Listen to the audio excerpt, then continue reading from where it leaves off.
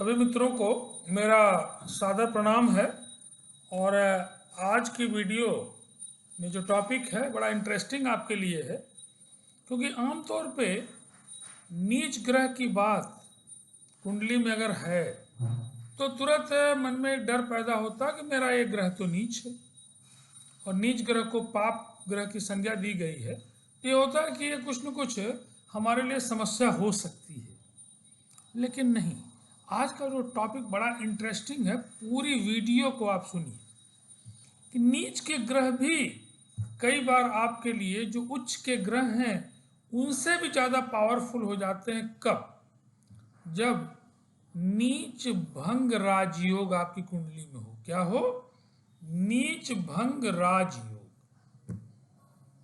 नीच का ग्रह है, लेकिन अगर उसकी नीचता भंग हो रही है तो ये जो साधारण उच्च के ग्रह हैं उनसे कंपेटेबल क्या कहिए, उनसे भी बढ़ के। मतलब अगर राजयोग है तो अगर आप एक्सप्रेस ट्रेन से जा रहे हैं, शताब्दी से जा रहे हैं, तो नीच भंग राजयोग का मतलब वंदे भारत से आपकी यात्रा हो रही। तो नीच भंग राजयोग बड़े भाग से आपकी कुंडली में होता है। कैसे होगा? बहुत सारे पॉइंट्स हैं, लेकिन मैं एक पॉइंट पे बहुत सारी इस बीच में कुंडलियों को देखा हूँ और निरीक्षण करके उनको ऑब्जर्व करता हूँ कि वास्तव में ये नीच भंग राजयोग वास्तव में इस आदमी में दिखाई पड़ता है कि नहीं दिखाई पड़ता। इस बीच में मैंने कई एक कुंडली का बार बार मैं डाटा कलेक्ट करके एक कंक्लूजन पर निकलने का प्रयास कर रहा हूँ कि जो शास्त्रों में लिखा है वो कितना अप्लीकेबल मुझे दिखाई दे रहा है। मैं ऐसे लोगों के जिनको मैं जानता हूँ उनके ऊपर खास करके मैं ये प्रयोग करता हूँ कि वास्तव में जो लिखा है वो कितना परसेंट तक उसको मैं बता पा रहा हूँ लोगों को। और ये थ्रू प्रैक्टिकल। मैं ऐसे भी प्रैक्टिकल साइंटिस्ट हूँ, पीएचडी में मेरा टॉपिक प्रैक्टिकल टॉपिक रहा है। तो मैं जो भी कंक्लूजन दे रहा हूँ उसमें आप जानिए कि किसी न किसी 4, 6, 10 कुंडली का जो निचोड़ है, जो एक डाटा ऑब्जर्व है, डाटा एनालिसिस है, उससे जो एक कंक्लूजन मिल रहा है वो मैं आपको दे रहा हूँ। बड़ा उपयोगी है आपके लिए। बड़े ध्यान से सुनिए कि अगर आपकी कुंडली में कोई ग्रह नीच के, मान लीजिए एक उदाहरण से बात करें कि मान लीजिए कि तुला लग्न की आपकी कुंडली है और आपकी लग्न तुला लग्न की कुंडली का मतलब आपकी लग्न में कितना लिखा? 7 लिखा है। आपको ये पता होना चाहिए कि कौन से ग्रह किस राशि में नीच के होंगे। ये मैंने कई बार आपको बताया है। तो वैसे मान लीजिए कि तुला लग्न की कुंडली और वहां पे आपके पास सूर्य बैठे हैं। अब आपको पता है कि सूर्य जो है तुला राशि में नीच के हैं। सूर्य तो लाइमलाइट देते हैं।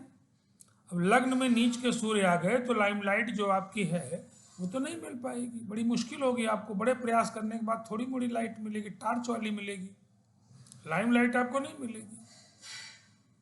तब सामान्य होगा तो थोड़ी अच्छी लाइट मिलेगी। उच्च के सूर्य होंगे, मेष राशि के सूर्य होंगे, और तगड़ी लाइट मिले। लेकिन अगर नीच भंग राजयोग वाला हो गई कुंडली तो आप समझिए कि जहां जाएंगे सूर्य का जो प्रभाव आपको प्राप्त होगा, लाइमलाइट आपको, जहां भी रहेंगे 10 आदमी आपको जी जी जी कर। कैसे? मान लीजिए कि तुला लग्न की कुंडली है और उसमें सूर्य बैठे हैं और वहीं पे शुक्र आके बैठ गए, राइट। हालांकि सूर्य के शुक्र जो है दे आर नॉट फ्रेंड। शुक्र सूर्य जो मित्र ग्रह नहीं है।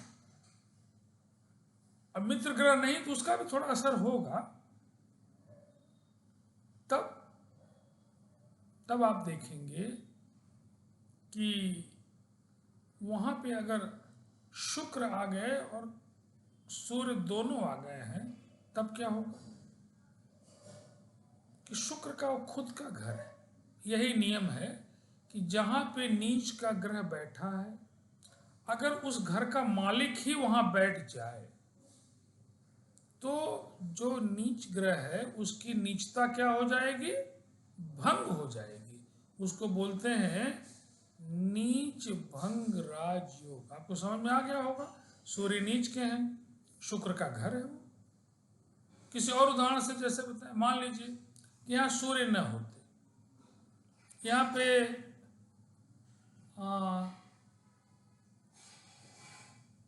मान लीजिए कि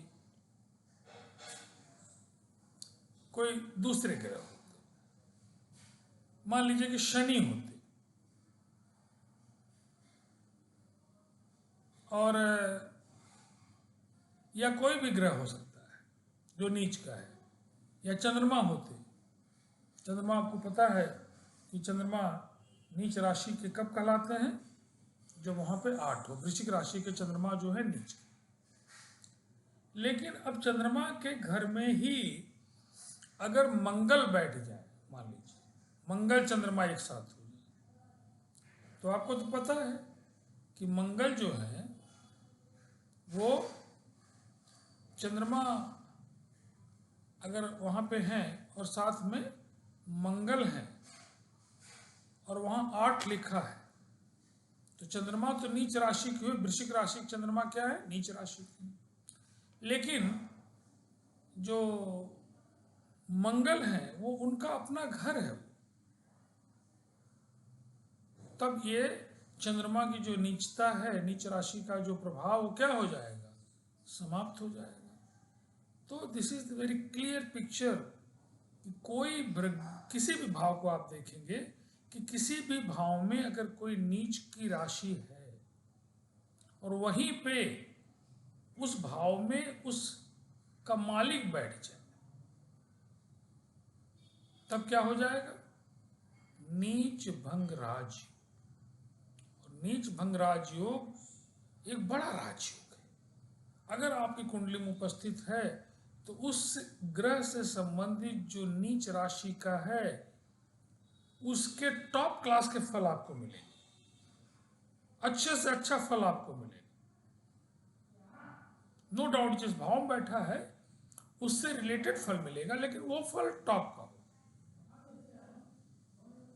नौकरी भाव में है, टॉप क्लास की नौकरी में काम करेगा। राजनीति में काम करेगा।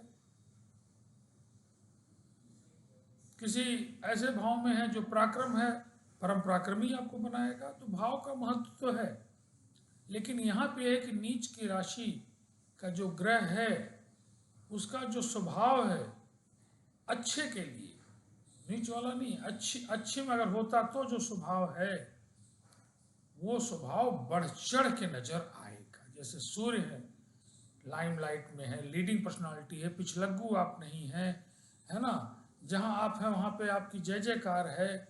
जहाँ आप हैं, अच्छा, आप में सूर्य का नेचर है कि आप दानी प्रवृत्ति के हैं, अपने कमाई का बहुत कुछ हिस्सा आप दान दे देते हैं, लोगों को मदद करते हैं, कैरियर में हर चीज़ की मददगार आपका स्वभाव है। तो अगर आपके नीच भंग राजयोग में सूर्य हैं तो सूर्य के वो जितने भी इस तरह के प्रभाव है, आप बड़े दानी प्रकृति के हैं, बच्चों के कैरियर में, आप मान लीजिए टीचर हैं तो बच्चों के कैरियर में उत्थान करेंगे। मैंने देखा, मैं एक सज्जन को जानता हूँ कि जो जिनमें ये राजयोग है, विपरीत राजयोग है, और निस्वार्थ भाव से उन्होंने कई एक लोगों को, मेरे सामने 1-2 लोग तो मेरे अपने परिचित थे जिनकी नौकरी उन्होंने लगवाई। बड़ी नौकरी, छोटी मोटी चपरासी वाली नहीं साहब, प्रोफेसर तक की नौकरी में उनकी मदद हुई। तो मैं वाच करता हूँ कि आखिर इतनी लाइमलाइट क्यों है, क्योंकि अकेले नीच का अगर सूर्य होता कोई पूछता ही नहीं, प्रॉब्लम ही प्रॉब्लम होती। लेकिन नहीं, ये जो इतनी उनकी धमक है, उस धमक के पीछे यही है कि उनके पास नीच भंग राज। अब आपको थोड़ा सा अपनी कुंडली पर आजमाना है, आजमा लीजिए, कहीं सीखना है सीख लीजिए। लेकिन इसके लिए 2 चीज़ जानना जरूरी है कि कौन सी राशि किस ग्रह की नीच की है और कौन सी राशि किस ग्रह की अपनी राशि है। तो एक बार मैं रिपीट कर दूं कि अगर सूर्य है तो सूर्य की उच्च राशि कौन है, जब 1 लिखा है तो मेष राशि है। अपने घर की राशि कौन है? सिंह राशि। 5 लिखा तो अपने घर के हैं। और नीच कब कहलाएंगे? जब वो तुला राशि। इसी तरह से मंगल के लिए, मंगल की उच्च राशि कौन सी है? आप जानते हैं मकर है। जब 10 लिखा है तो उच्च, जब 4 लिखा है तो नीच राशि। और अपने घर की राशियां कौन कौन है? मेष 1 लिखा है या 8 लिखा है। इसी प्रकार से बृहस्पति की अपनी राशियां कौन कौन है? धनु है और मीन है। 9 और 12 लिखा है तो अपनी राशियां हैं। और बृहस्पति हमारे जो है ये कब उच्च के कहलाएंगे और कब ये नीच के कहलाएंगे? तो बृहस्पति अगर 10 लिखा है तो नीच के हैं, और 4 लिखा है तो कर्क राशि है तो उच्च के हैं। इसी तरह से आपको ये 2 ज्ञान होना चाहिए, कब उच्च का है और कब अपनी राशि का है। हर एक ग्रह के बारे में, 9 ग्रह के बारे में, उसमें 7 ग्रह खास करके राहु केतु को छोड़ के, इनके बारे में पता होना चाहिए कि इनकी कौन सी राशि अपनी है, अपने घर की है, और कौन सी राशि इनकी नीच की राशि है। अगर ये पता है तो आप भिन्न भिन्न कुंडलियों पे लगा के देखिएगा। आप वाच कर सकते हैं कि नीच भंग राजयोग अगर किसी की कुंडली में जिस भाव में है, जिस ग्रह के लिए है, उसके सारे अच्छे गुण जो मिलने चाहिए उच्च में, उच्च के समान प्राप्त होंगे या उच्च से भी बढ़ के होंगे। मैंने अभी आपको एग्जाम्पल बताया है कि शताब्दी ट्रेन वाला और वंदे भारत वाला। वंदे भारत में भी यात्रा तो नहीं किया हूँ, सुन रहा हूँ कि एकदम प्लेन जैसा अच्छा लगता है, तो ठीक है, उसी हिसाब से मैंने बोला। शताब्दी में तो करता रहता हूँ। तो नीच भंगराज योग में आपकी कुंडली में अगर नीच के ग्रह हैं तब जरूर चेक करिए कि नीच भंग हो रहा है कि नहीं। और भी पॉइंट है नीच भंग के, हम लोग दूसरे दिन चर्चा करेंगे, क्योंकि सब नॉलेज मिक्स हो जाएगी, आप कंफ्यूज हो जाएंगे। आज का एक ही सूत्र है कि नीच भंग कब होगा? जब नीच ग्रह की राशि जो है उसी घर में कोई ऐसा ग्रह बैठ गया जिसकी अपनी हो राशि, तो वो नीच राशि क्या जिसकी है वो भंग हो जाएगी, और इसको बोलते हैं नीच भंग राजयोग। तो ठीक है, छोटी छोटी वीडियो ज़्यादा लाभदायक है आपके लिए, और इसको आप सुनिए, अपनी कुंडली पे लगाइए। अगर आप सीखते हैं कुंडली तो दूसरों की कुंडली पे लगाइए, और समाज कल्याण में इस बात को पूरा मनोयोग से करिए। तो बहुत बहुत सबको मेरा प्रणाम है, धन्यवाद है। और मैंने कई बार रिक्वेस्ट किया है, और अगेन मैं चाहूँगा कि ज़्यादा से ज़्यादा लोगों में, अपने संपर्क के लोगों में आप शेयर कर दें, लाइक कर दें और सब्सक्राइब कर दें। मेरा बहुत बहुत आप लोगों को धन्यवाद है। छोटे लोग हैं उनको आशीर्वाद है, बड़े लोग हैं उनको सादर प्रणाम है, और बड़े हैं चरण स्पर्श है। तो पुनः एक बार आप सभी को प्रणाम करते हुए मैं कुंडली को विराम दे रहा हूँ। अपनी वाणी को बहुत बहुत धन्यवाद।